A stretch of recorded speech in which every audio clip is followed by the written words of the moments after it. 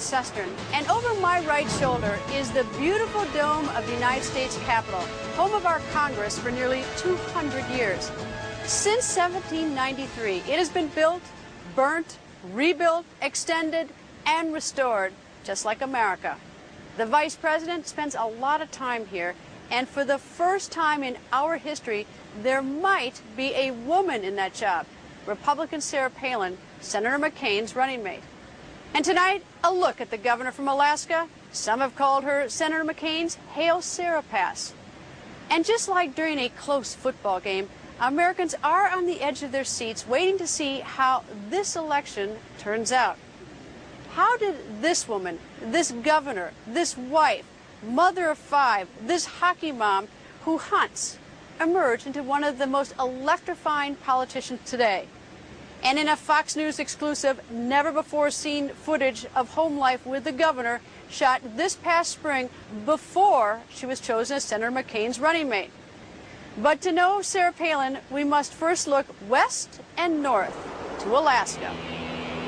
She's fresh, she's tough, and she's burning brighter than the stars in the northern sky. 44-year-old Sarah Louise Heath Palin could just possibly add the biggest job to her resume, Vice President of the United States. Senator, I am honored to be chosen as your running mate. Only one other woman in American history has shared this experience.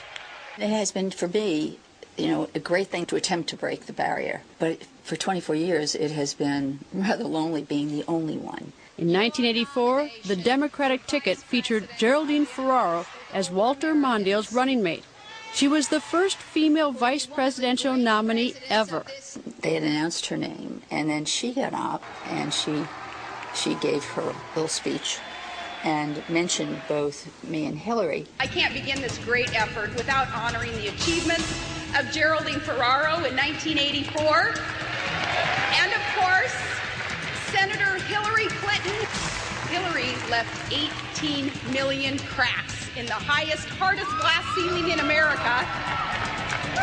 But it turns out the women of America aren't finished yet, and we can shatter that glass ceiling once and for all. And I was really quite surprised because in 24 years, nobody has done that on a national scene politically. She has strong principles, a fighting spirit. My friends, this great governor grew up in a decent, hard-working, middle-class family.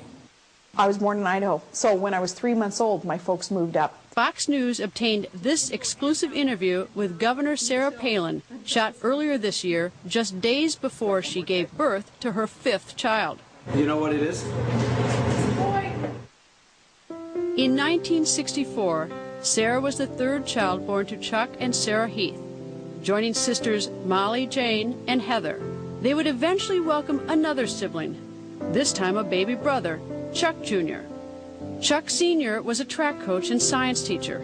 Mother Sarah, known as Sally, was a school secretary. When Sarah was 3 months old, her father moved the family to Alaska, the last frontier. My parents came up in 1964 to teach school in a very small town. He came up for the hunting and the fishing and the good outdoors life, the clean environment, the healthy activities that are offered here. Chuck is the kind of person, he's very energetic, he's wiry, and he's just full of energy. In fact, in the summertime, he would take the television out of the house and just say, go outside and play. Kayleen Johnson is the author of Sarah, How a Hockey Mom Turned Alaska's Political Establishment Upside Down. If they wanted to earn spending money, they would work for the neighbors and do chores like stack wood or work in the weed gardens and that sort of thing. The entire family took to the great outdoors and reveled in the frontier spirit. Alaska joined the Union as the 49th state in 1959, just 5 years before Sarah was born. It's twice the size of Texas and home to 29 volcanoes and more than half of the world's glaciers. Father Chuck took pride that Sarah enjoyed hunting from an early age. They'd often chase moose before school. I've shot caribou to make sure that our family's freezer is full of meat for the winter. We like wild game that's healthy, that's clean, and we do a lot of hunting. After first spending time in Skagway and Eagle River, the family moved to Wasilla, about an hour north of Anchorage. They moved into this house on Lucille Street, which is now a thrift store. It was a very small town 35 years ago. It's the kind of town where everybody knows everybody. And Christian Cole met Sarah in elementary school. There was only one little tiny grocery store and one gas station, and that's it. Sally Heath was really instrumental in the faith development of that family.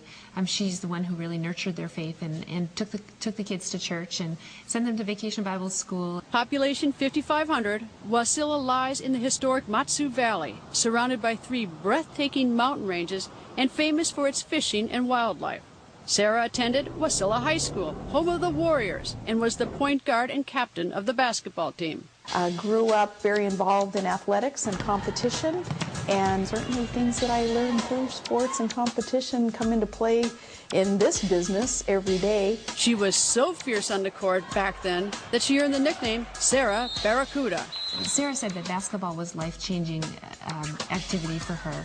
It taught her competition, it taught her fair play, it taught her teamwork, and it also taught her humility. Pretty, athletic, and popular, Sarah caught the attention of fellow student Todd Palin. So he was the new kid in town, and he was the best basketball player in town. Todd is just the quintessential Alaskan. He was raised in part by his grandmother, Lena, who is Yupik Eskimo. His family ran a local fishing business. The young couple soon began dating. They have a unique relationship. Here in Alaska, we call him the first dude because that's just more fitting. Todd is incredibly supportive of Sarah, and yet at the same time, he's a man's man. He's a private pilot. He's owned businesses before. He works on the North Slope, runs the Iron Dog. In 1982, Sarah left Alaska for the Aloha State and began her college career at Hawaii Pacific University, where she took business administration courses.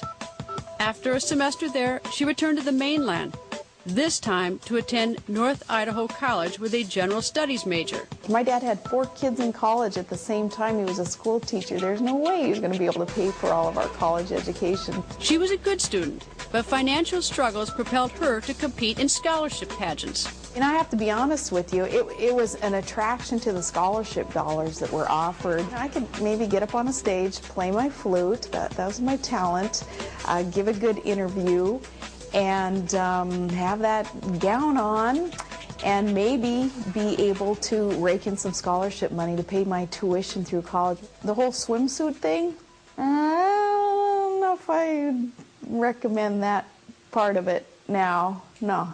Looking back, we had a lot of nerve being up there on stage in front of a bunch of male judges in a swimsuit, all lined up for comparison. You had to turn, do a couple of revolutions in front of these male judges and have your butts compared to one another's.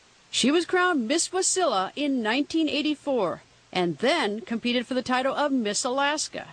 Sarah came in second, but won that college scholarship. She would eventually earn her bachelor's degree from the University of Idaho in 1987 with a major in journalism and a minor in political science. Sarah's relationship with Todd continued to grow, and a year after her college graduation, they eloped to spare their families the cost of a wedding. When they arrived, the magistrate informed them that they needed witnesses to stand up for them at the wedding, and of course they hadn't thought of that at the time, so they decided to go across the street to the nursing home, and they asked a couple of the residents there, would you mind standing up for us at our wedding? So one of them was in a walker, and the other one just, they went over across the street and stood up for Sarah and Todd at the wedding. And Todd is a story all by himself. 2 decades and 5 children later, he's still my guy.